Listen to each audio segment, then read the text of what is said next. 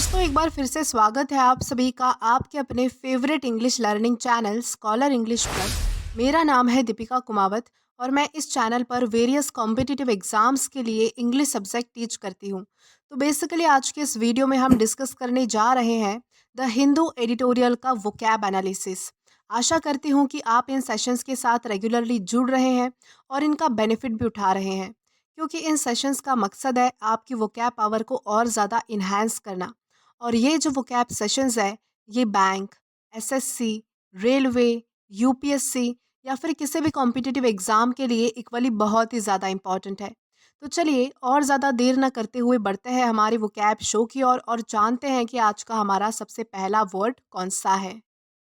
तो आज का हमारा सबसे पहला वर्ड है डिसएम्पावर। डिसएम्पावर का मतलब होता है शक्ति छीनना, यानी कि किसी को और ज़्यादा कमज़ोर बना देना, किसी से उसकी शक्तियाँ छीनना, उसे कमज़ोर बनाना, उसे कहा जाएगा डिसएम्पावर। और ये हमारे पास पार्ट्स ऑफ स्पीच में वर्ब है, यानी कि क्रिया है। सिनोनिम इसका होता है वीकन या फिर अंडरमाइन, यानी कि शक्ति छीनना या फिर किसी को कमज़ोर बना देना। अब अगर बात करें इसके एग्जाम्पल की, तो एग्जाम्पल इसका है Nikoo's friends disempower him whenever he try to escape his fear. यानी कि निकू जो है वो जब भी अपने डर से दूर भागना चाहता है, जब भी अपने डर को ख़त्म करना चाहता है, तब उसके दोस्त जो है वो उसे डिसम्पावर करते हैं, यानी कि कमज़ोर बना देते हैं। तो इस कॉन्टेक्स्ट में हम जो है वो डिसम्पावर इस वर्ड का अलग अलग सेंटेंसेस में यूज़ कर सकते हैं। देन इसी के साथ हम आगे जाएंगे हमारे नेक्स्ट वर्ड की ओर और जानेंगे कि इसके बाद हमारा अगला वर्ड कौन सा है। तो इसके बाद हमारा अगला वर्ड है ड्रिफ्ट अवे।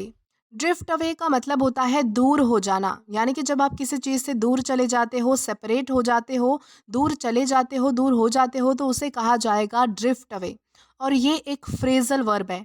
सिनोनिम इसका होता है मूव अपार्ट या फिर सेपरेट, यानी कि अलग हो जाना या फिर दूर चले जाना, किसी चीज़ से दूर हो जाना। अब अगर बात करें इसके एग्जाम्पल की, तो एग्जाम्पल इसका है he drifted away from his family as life got busier. यानी कि जैसे जैसे उसकी लाइफ जो है वो बिजी होती गई, वो अपनी लाइफ में बिजी होता गया और भी ज़्यादा व्यस्त होता गया, वैसे ही जो है वो अपनी फैमिली से दूर हो गया, यानी कि अपनी फैमिली से सेपरेट हो गया, दूर चला गया। तो इस कॉन्टेक्स्ट में हम जो है वो ड्रिफ्ट अवे इस फ्रेजल वर्ब का अलग अलग सेंटेंसेस में यूज़ कर सकते हैं। देन इसी के साथ हम आगे जाएंगे हमारे नेक्स्ट वर्ड की ओर और जानेंगे कि इसके बाद हमारा अगला वर्ड कौन सा है। तो इसके बाद हमारा अगला वर्ड है डेमिट। डेमिट का मतलब होता है इस्तीफ़ा देना, यानी कि अपनी पोजीशन से, अपने पोस्ट से या फिर ऑफिस से निकल जाना, इस्तीफ़ा दे देना, रिज़ाइन कर देना, उसे कहा जाएगा डेमिट। और ये हमारे पास पार्ट्स ऑफ स्पीच में वर्ब है, यानी कि क्रिया है। सिनोनिम इसका होता है रिज़ाइन या फिर स्टेप डाउन। रिज़ाइन का मतलब होता है इस्तीफ़ा दे देना, रिज़ाइन कर देना, और स्टेप डाउन का मतलब होता है बाहर निकल जाना, यानी कि किसी चीज़ से छुटकारा पा लेना, किसी चीज़ को छोड़ देना, उसे कहा जाएगा रिज़ाइन या फिर स्टेप डाउन। अब अगर बात करें इसके एग्जाम्पल की, तो एग्जाम्पल इसका है she finally decided to demit from her job. यानी कि उसने जो है वो फाइनली डिसाइड कर लिया कि वो अपनी जॉब को जो है वो छोड़ेगी, यानी कि उसने अपनी जॉब को जो है वो छोड़ दिया, अपनी जॉब से जो है वो रिज़ाइन कर दिया, इस्तीफ़ा दे दिया। तो इस कॉन्टेक्स्ट में हम जो है वो डेमिट इस वर्ड का अलग अलग सेंटेंसेस में यूज़ कर पाएंगे।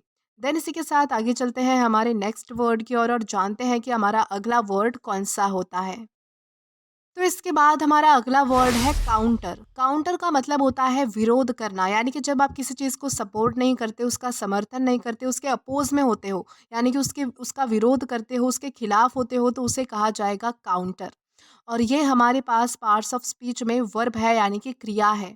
सिनोनिम इसका होता है अपोज या फिर कन्फ्रंट, यानी कि किसी चीज़ का सामना करना या किसी चीज़ के विरोध में होना, अपोज में होना यानी कि किसी चीज़ के खिलाफ हो जाना, उसे कहा जाएगा अपोज या फिर कन्फ्रंट। अब अगर बात करें इसके एग्जाम्पल की, तो एग्जाम्पल इसका है the activist are focused on countering the negative effects of the climate change. यानी कि जो एक्टिविस्ट है, यानी कि जो मोर्चा निकालने वाले जो लोग होते हैं, जो एक्टिविस्ट होते हैं, उन्होंने क्या किया, जो क्लाइमेट चेंज की वजह से नेगेटिव इफेक्ट हो रहे थे, उसका जो है वो विरोध किया, यानी कि उसे अपोज किया, उसे कन्फ्रंट किया। तो इस कॉन्टेक्स्ट में हम जो है वो काउंटर इस वर्ड का अलग अलग सेंटेंसेस में यूज़ कर पाएंगे। देन इसी के साथ हम आगे जाएंगे हमारे नेक्स्ट वर्ड की ओर और जानेंगे कि इसके बाद हमारा अगला वर्ड कौन सा है।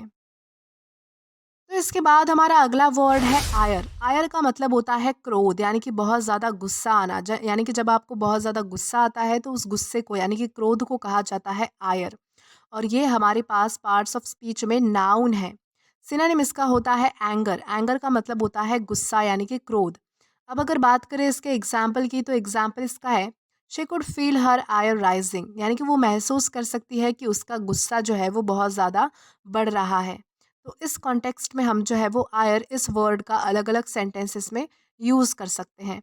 देन इसी के साथ हम आगे जाएंगे हमारे नेक्स्ट वर्ड की ओर।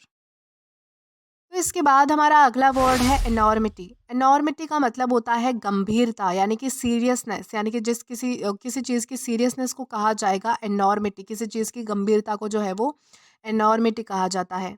और ये हमारे पास पार्ट्स ऑफ स्पीच में नाउन है। सिनोनिम इसका होता है सीरियसनेस। सीरियसनेस का मतलब होता है गंभीरता। अब अगर बात करें इसके एग्जाम्पल की तो एग्जाम्पल इसका है the artist capture the enormity of deforestation through his painting. यानी कि एक आर्टिस्ट यानी कि एक कलाकार ने जो है वो अपने पेंटिंग के थ्रू जो है वो डिफॉरेस्ट्रेशन यानी कि जो जंगल तोड़े जा रहे हैं उसकी एनॉर्मिटी यानी कि सीरियसनेस बताने की कोशिश की गई है।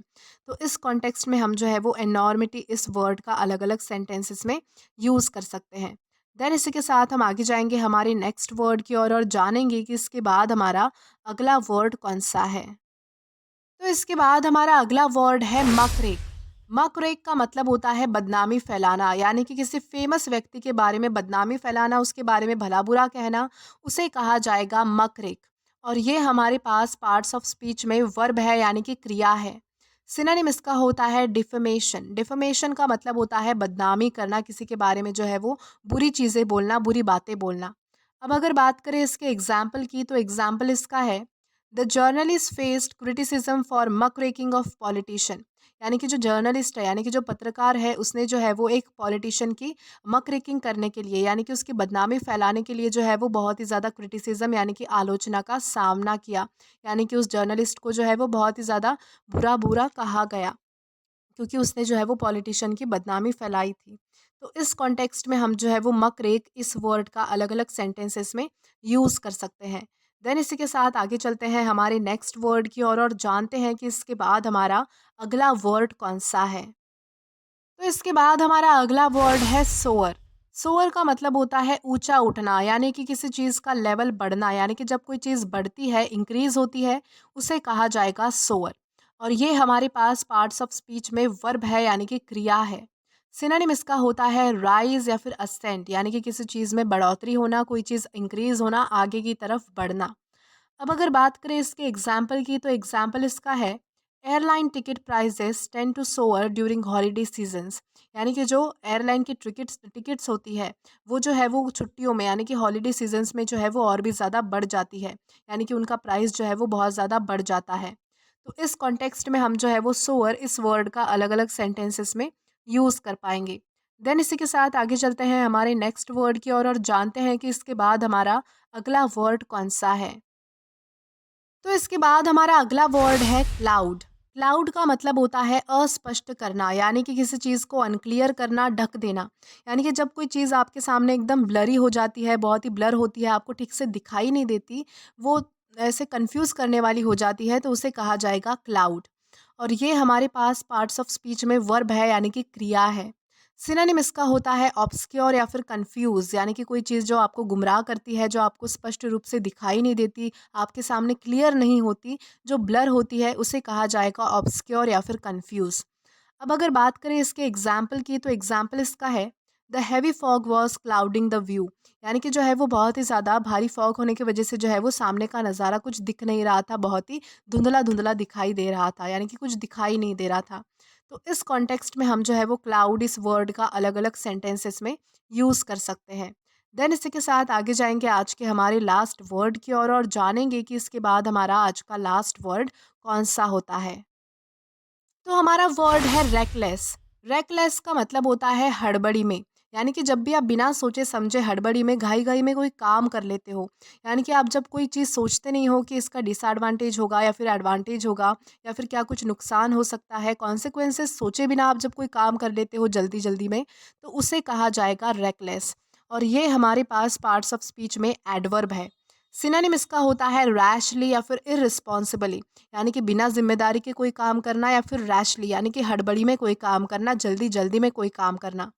अब अगर इसका एग्जाम्पल देखें तो एग्जाम्पल इसका है, the man recklessly climb the हिल, यानी कि जो एक इंसान है, यानी कि एक जो व्यक्ति है वो बिना सोचे समझे, यानी कि हड़बड़ी में जो है वो जल्दी जल्दी उसने जो है वो पहाड़ चढ़ लिया। तो इस कॉन्टेक्स्ट में हम जो है वो रेकलेस इस वर्ड का अलग अलग सेंटेंसेस में यूज़ कर पाएंगे। तो दोस्तों आज के लिए बस इतना ही। आज की इस क्लास का पीडीएफ आप हमारे टेलीग्राम चैनल के थ्रू एक्सेस कर सकते हैं। और अगर आपने अभी तक हमारा टेलीग्राम चैनल ज्वाइन नहीं किया है तो टेलीग्राम पर English with Deepika Kumawat search करके या फिर डिस्क्रिप्शन में दिए गए लिंक के थ्रू डायरेक्ट आप हमारा टेलीग्राम चैनल ज्वाइन कर सकते हैं, ताकि आप कभी भी कोई भी अपडेट वीडियो से रिलेटेड मिस ना करें।